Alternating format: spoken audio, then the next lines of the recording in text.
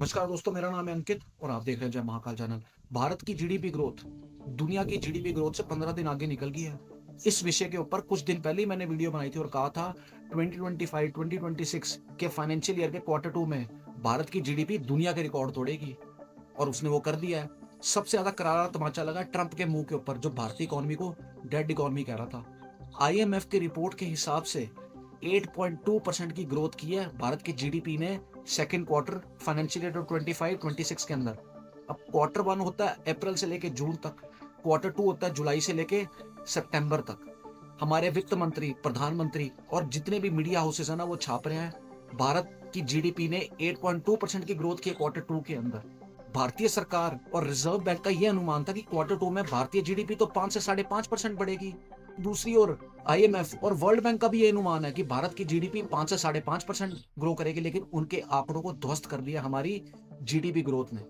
इस समय हो क्या रहा है? इस समय जो भारत का ऑपोजिशन है या पाकिस्तान के जर्नलिस्ट हैं या जितने भी फॉरेन मीडिया ऑर्गेनाइजेशन सीधा सीधा क्रिटिसाइज कर रहे हैं भारत की जीडीपी ग्रोथ को और कह रहे हैं 8.2% के आंकड़े ही गलत हैं। 2 से 3 दिन पहले आईएमएफ की रिपोर्ट आई थी और आईएमएफ ने भारत का जो जीडीपी कैलकुलेशन सिस्टम है ना, उसको दिया था सी ग्रेड। अब इनके हिसाब से सी ग्रेड तो हो गया थर्ड क्लास। यानी कि भारतीय सरकार तो मैनिपुलेट कर रही है और जो डबल फिगर्स बता रही है ना, वो जान के बता रही है सरकार। ये साजिश की जा रही है हमारी जीडीपी ग्रोथ को बदनाम करने की, और उस वक्त बदनाम करने की जब अमेरिका ने हमारे ऊपर टैरिफ लगाए और क्या क्या साजिश नहीं की। उस टाइम हम ग्रो कर रहे हैं। इसके पीछे की सच्चाई क्या है मैं आपको बताता हूँ। आईएमएफ की रिपोर्ट आती है ना, तो वो 5 A लेके ई तक ग्रेड देते हैं, ABCDE। अब हमें मेन फोकस करना है सी ग्रेड के ऊपर। सी ग्रेड का मतलब होता है गुड या ब्रॉडली एडुकेट, यानी कि ठीक ठाक।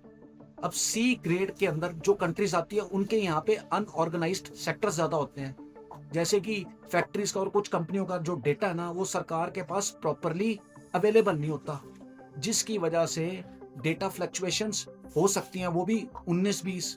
दूसरा, सी कैटेगरीज की जो कंपनीज है ना, वो टैक्स की चोरी करती हैं या पैसे की चोरी करती हैं और अंडरग्राउंड रिपोर्टिंग करती हैं, जाने की वो अपने प्रॉफिट को लॉस में दिखाती हैं और प्रोडक्शन कम बताती हैं, जिसको बोला जाता है इलीगल एक्टिविटीज। तो ये सी ग्रेड कैटेगरी कंपनीज कौन सी कंट्रीज में होती हैं? इंडिया, मैक्सिको, सऊदी अरब, फिलीपाइंस, यूक्रेन।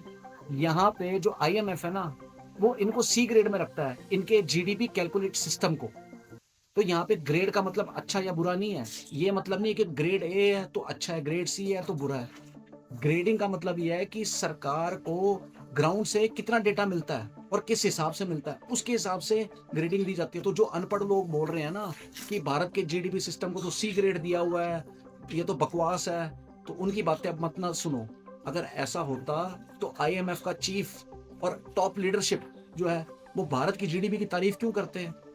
वो ये क्यों कहते हैं कि भारत की जो जीडीपी है वो सबसे ज्यादा ग्रो कर रही है, भारत दुनिया को साथ लेके चल रहा है, और अपनी रिपोर्ट में भारत की जीडीपी के आंकड़े क्यों दिखाते हैं? तो इनकी बातें मत सुनो। ये पूरी साजिश है भारत की जीडीपी को बदनाम करने की।